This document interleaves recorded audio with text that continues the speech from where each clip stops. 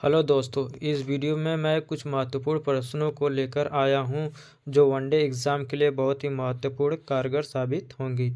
इस वीडियो में मैं कुछ संविधान के तो कुछ इतिहास के प्रश्नों को शामिल किया हूं। यूपीपी हो चाहे सुपर टेट हो, यूपी टेट हो, वनडे जितने भी एग्ज़ाम आते हैं सभी प्रश्नों की श्रृंखला इस वीडियो में मिल सकते हैं। तो चलिए दोस्तों, वीडियो को शुरू करते हैं और देखते हैं पहला प्रश्न हमारा क्या है। एशिया का ज्योतिपुंज किसे कहा जाता है? चलिए दोस्तों, हमारा ऑप्शन क्या है? गौतम बुद्ध, शांतिदेव, बुद्ध पालित या नागार्जुन। तो चलिए दोस्तों, फटाफट से बताइए कि एशिया का ज्योतिपुंज किसे कहा जाता है। इंग्लिश में बात की जाए तो लाइट ऑफ एशिया। इंटर में आप लोग पढ़े होंगे, एक चैप्टर आया था, पूरा बुक ही था लाइट ऑफ एशिया के नाम से। ठीक है दोस्तों, तो किसे कहा जाता था तो आप लोगों को मालूम है। हमारा जो इसका सही जवाब हो जाएगा क्या? Option number A, Gautam Buddha. Gautam Buddha को एशिया का ज्योतिपुंज कहा जाता है। चलिए दोस्तों, आगे प्रश्न की तरफ हम लोग बढ़ते हैं और प्रश्न नंबर दूसरा देखते हैं। हमारा प्रश्न दूसरा है, जैन धर्म के 23वें तीर्थंकर कौन थे?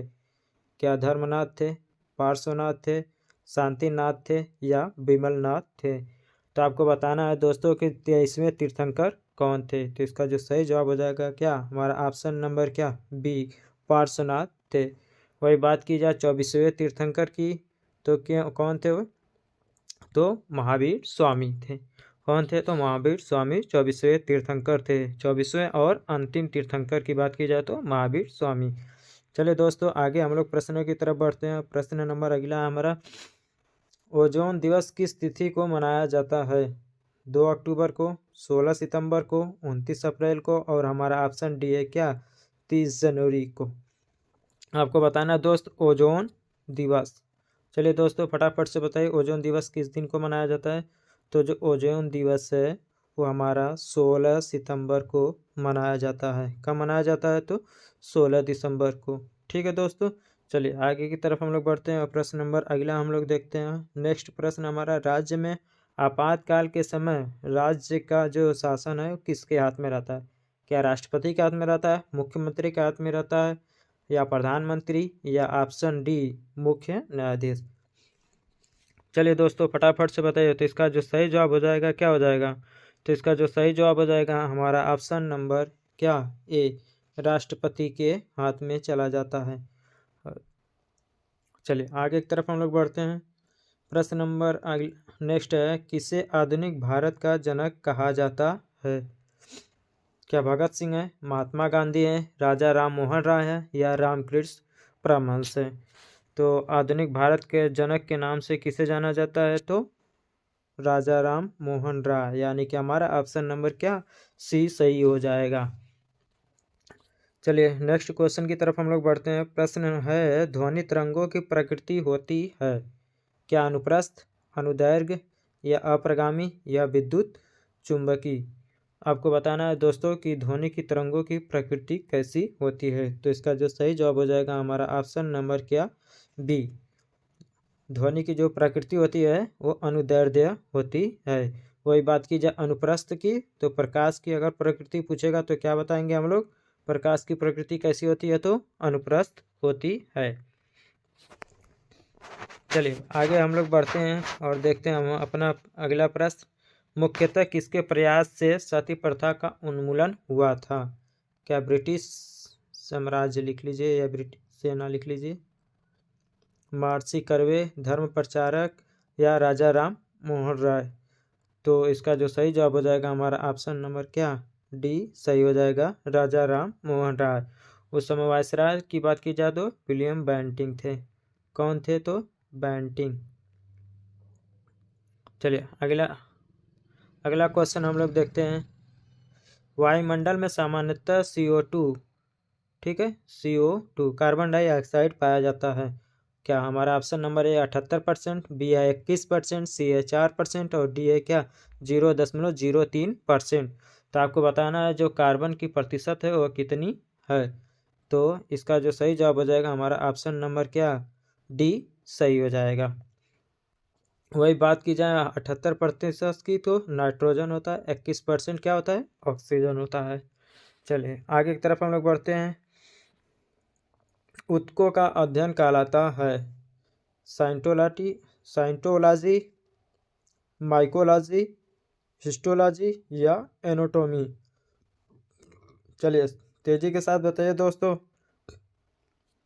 तो इसका जो सही जवाब हो जाएगा हमारा ऑप्शन नंबर क्या, तीसरा वाला सही हो जाएगा, यानी कि हिस्टोलॉजी सही हो जाएगा।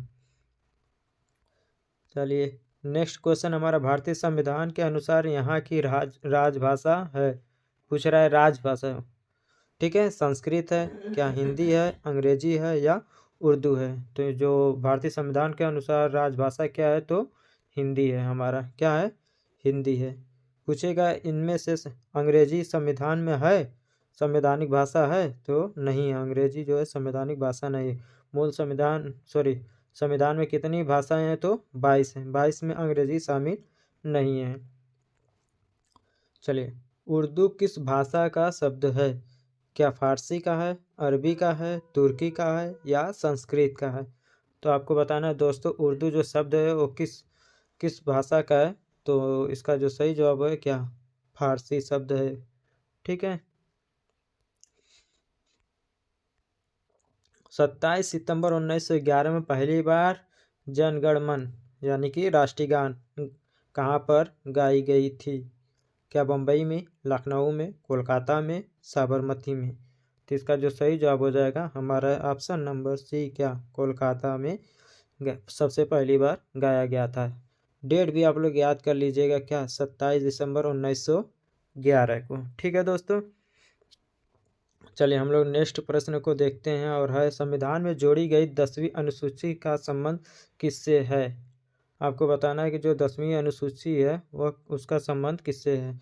क्या मिजोरम राज्य के लिए जो विशेष प्रावधान है उससे है, या दल बदल के आधार पर योग्यता संबंधी प्रावधान जो है उससे है, या सिक्किम के जो स्तर से संबंधित शर्तें हैं या उनसे है, या उपयुक्त में से कोई नहीं है?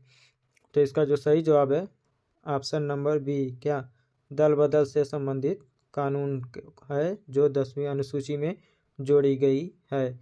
कब जोड़ी गई थी? तो 1985 में जोड़ी गई थी। किसमें? 52वां संविधान संशोधन में, ठीक है। कब? तो 52वें संविधान संशोधन 1985 में यह जोड़ी गई थी।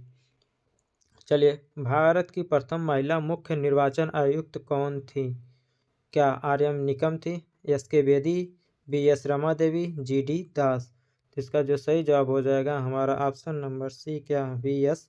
रमा देवी जो प्रथम महिला मुख्य निर्वाचन आयुक्त चुनी गई थी, ठीक है दोस्तों। तो हमारा ऑप्शन नंबर क्या हो जाएगा, सी सही हो जाएगा। चलिए आगे हम लोग बढ़ते हैं और देखते हैं, राज्यों में पंचायतों के चुनाव किसके द्वारा आयोजित किए जाते हैं? क्या भारत चुनाव आयोग, संयुक्त लोक सेवा आयोग द्वारा, राज्य निर्वाचन आयोग द्वारा, या ग्राम सभा के द्वारा चुनाव कराए जाते हैं? तो चलिए दोस्तों फटाफट से आपको बताना है। तो जो राज्यों में पंचायतों का चुनाव होता है वो राज्य निर्वाचन आयोग करवाता है। संविधान के 21वें संविधान संशोधन द्वारा संविधान के 8वीं अनुसूची में कौन सी भाषा? दोस्तों तो इसका जो सही जवाब हो जाएगा, क्या, 21वें संविधान संशोधन में सिंधी को जोड़ा गया था। दूसरी बार किसको जोड़ा गया था? तो 71वें संविधान संशोधन में 3 भाषाएं जोड़ी गई थी। फिर चलिए आगे हम लोग बढ़ते हैं, भारत के राष्ट्रपति निर्वाचित होने की न्यूनतम आयु सीमा क्या है? क्या 25 वर्ष है, 30 वर्ष है, 35 वर्ष है, या 40 वर्ष है? तो भारत के राष्ट्रपति निर्वाचित होने का जो समय है वो हमारा क्या है, 35 वर्ष है। चलिए प्रश्न नंबर अगला नेक्स्ट हम लोग देखते हैं, 2011 की जनगणना के अनुसार विश्व की कुल जनसंख्या में भारत की भागीदारी है। तो इसका जो सही जवाब हो जाएगा हमारा ऑप्शन नंबर क्या, बी सही हो जाएगा, 17.5% है। अगर वही क्षेत्रफल की पूछता तो 2.4% है पूरे विश्व का। कितना है दोस्तों? तो 2.4% पूरे विश्व का है। चलिए संविधान के अनुसार भारत है क्या संघात्मक राज्य है, राज्यों का संघ है, अर्ध संघात्मक राज्य है, या इनमें से कोई नहीं? तो इसका जो सही जवाब हो जाएगा हमारा क्या, ऑप्शन नंबर बी, क्या, राज्यों का संघ है। 2 अवधि के लिए भारत के राष्ट्रपति कौन थे? क्या डॉक्टर एस राधाकृष्णन थे, डॉक्टर राजेंद्र प्रसाद, डॉक्टर जाकिर हुसैन, या उपरोक्त में से कोई नहीं? तो 2 अवधि के लिए बात की जाए तो डॉक्टर राजेंद्र प्रसाद लगातार 2 बार राष्ट्रपति भारत के चुने गए। वही बात की जाए उपराष्ट्रपति की, तो प्रथम उपराष्ट्रपति कौन थे, तो राधा कृष्णन थे। चलिए आगे हम लोग बढ़ते हैं दोस्तों। एक ही समय में यदि राष्ट्रपति और उपराष्ट्रपति दोनों का पद रिक्त हो जाए तो राष्ट्रपति के कृत्यों का निर्वहन कौन करेगा? क्या भारत के महान्यायवादी, भारत का मुख्य न्यायाधीश, लोकसभा अध्यक्ष या राज्यसभा का वरिष्ठतम सदस्य? तो इसका जो सही जवाब हो जाएगा हमारा क्या, ऑप्शन नंबर बी, भारत का जो मुख्य न्यायाधीश होता है वही राष्ट्रपति और उपराष्ट्रपति के न रहने पर उनके कृत्यों का निर्वहन करते हैं। अंकोर वाट का मंदिर कहाँ स्थित है? क्या वियतनाम में है, थाईलैंड में है, लाओस में है या कंबोडिया में है? तो आपको बताना है दोस्तों अंकोर वाट का मंदिर कहाँ है। तो इसका जो सही जवाब हो जाएगा क्या, हमारा ऑप्शन नंबर डी, कंबोडिया सही हो जाएगा। कंबोडिया में जो अंकोर वाट का मंदिर है यह विश्व का सबसे बड़ा मंदिर है। चलिए आगे बढ़ते हैं हम लोग। लोकसभा में अनुसूचित जाति के लिए आरक्षित स्थानों की संख्या कितनी है? क्या 59 है, 69 है, 79 है या 84 है? तो आपको बताना है दोस्तों आरक्षित स्थानों मतलब अनुसूचित जाति के लिए पूछ रहा है। तो इसका जो सही जवाब हो जाएगा हमारा ऑप्शन नंबर डी सही हो जाएगा। वही एसटी की बात की जाए तो एसटी के लिए 47 है, एससी के लिए कितना है तो 84 है। राष्ट्रीय आपातकाल कौन रद्द कर सकता है? क्या राष्ट्रपति, प्रधानमंत्री, मंत्रिपरिषद या इनमें से कोई नहीं? तो इसका जो सही जवाब हो जाएगा हमारा ऑप्शन नंबर ए, क्या राष्ट्रपति।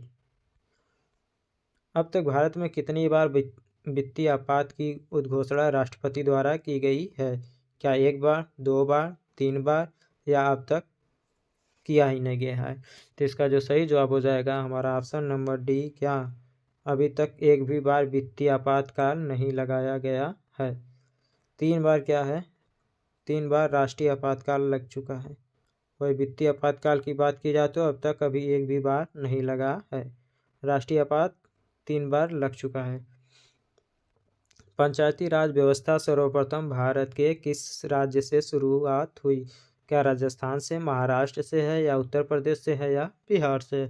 तो आपको बताना है दोस्तों जो पंचायती राज व्यवस्था है भारत के किस राज्य से शुरू हुई है। तो इसका जो सही जवाब हो जाएगा क्या, हमारा आंसर क्या, राजस्थान। राजस्थान के जो नागौर जिला है वहाँ पर सबसे पहले ये शुरुआत हुआ था, नागौर से।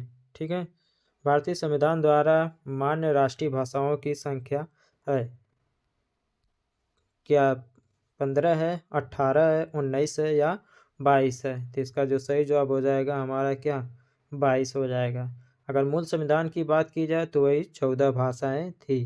ठीक, एक सिंधी जोड़ी गई, 15 वही, 3 एक बार जोड़ी गई थी और 4 अंतिम में जोड़ा गया था, जिससे टोटल राष्ट्रीय भाषाओं की संख्या कितनी हो गई है तो 22 हो गई है।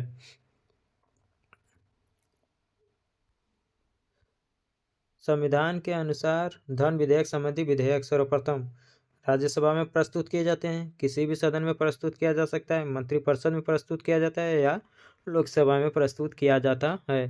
तो इसका जो सही जवाब हो जाएगा हमारा ऑप्शन नंबर क्या, डी। धन विधेयक को सर्वप्रथम सिर्फ और सिर्फ लोकसभा में ही प्रस्तुत किया जा सकता है। ध्यान देना दोस्तों, सिर्फ और सिर्फ किसमें, लोकसभा में ही प्रस्तुत किया जा सकता है। वस्तु एवं सेवा कर जीएसटी कब से लागू हुई है?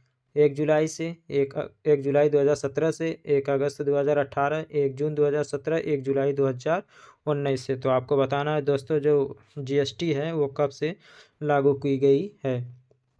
तो इसका जो सही जवाब हो जाएगा हमारा ऑप्शन नंबर क्या, ए सही हो जाएगा, 1 जुलाई 2017। पूछ रहा है कि जो जीएसटी है उसको किस राज्य ने सबसे पहले लागू किया था अपने, तो असम राज्य ने सबसे पहले लागू किया था। अगर देश की बात की जाए तो फ्रांस देश है जिसने सबसे पहले जीएसटी को लागू किया था अपने देश में। तो 2 बात और ध्यान देना, असम भारत में पूछेगा तो असम, और विश्व की बात की जाए तो सबसे पहले फ्रांस ने शुरुआत की थी। अगर भारत में पूछा जाए कब शुरू किया गया तो 1 जुलाई 2017 के अनुसार किया गया था। किस संविधान संशोधन के द्वारा, तो 101वां संविधान संशोधन के द्वारा जीएसटी लाया गया है। भारत की सबसे बड़ी तेल शोधनशाला है? जामनगर में, पारादीप, डिगबोई, तातीपाका। तो आपको बताना है कि इसका जो सही जवाब हो जाएगा क्या, हमारा option number C Digboi. Digboi की बात की जाए तो कहाँ पर है, तो असम में। कहाँ पर है, तो हमारा असम में है। ये सबसे बड़ी तेल शोध खाना भारत की है। दक्षिण भारत का मैनचेस्टर है कोयम्बटूर, मदुरई, बेंगलुरु या चेन्नई। आपको बताना है दक्षिण भारत का जो मैनचेस्टर है वो किसे कहा जाता है। तो इसका जो सही जवाब हो जाएगा हमारा ऑप्शन नंबर ए सही हो जाएगा।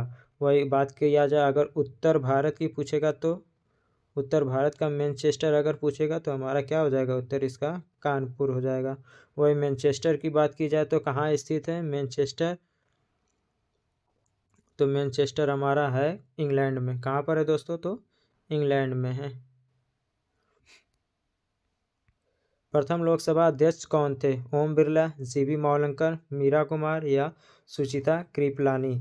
ठीक है, तो जो प्रथम लोकसभा अध्यक्ष हैं उनका नाम है जीबी मावलंकर। क्या नाम है, तो जीबी मावलंकर जी हैं। ये जो है प्रथम लोकसभा अध्यक्ष थे। वही बात की जाए प्रथम महिला की तो ये हैं हमारी मीरा कुमारी। कौन है, मीरा कुमारी फर्स्ट प्रथम महिला है। ठीक है, कौन है, तो प्रथम महिला की बात की जाए तो मीरा कुमारी। ओवरऑल बात की जाए तो कौन है, जीबी मावलंकर। हमारा इस सवाल का जो सही जवाब हो जाएगा हमारा ऑप्शन नंबर सी सही हो जाएगा, क्या, जीबी मावलंकर। ठीक है, तो चलिए हम लोग जी को ऑप्शन नंबर सी को सही कर देते हैं। चलिए ये आखिरी प्रश्न था दोस्तों। अगर वीडियो पसंद आई हो तो दोस्तों में शेयर कीजिएगा। चैनल को सब्सक्राइब अगर नहीं किए हैं तो चैनल को सब्सक्राइब कर लीजिए। धन्यवाद।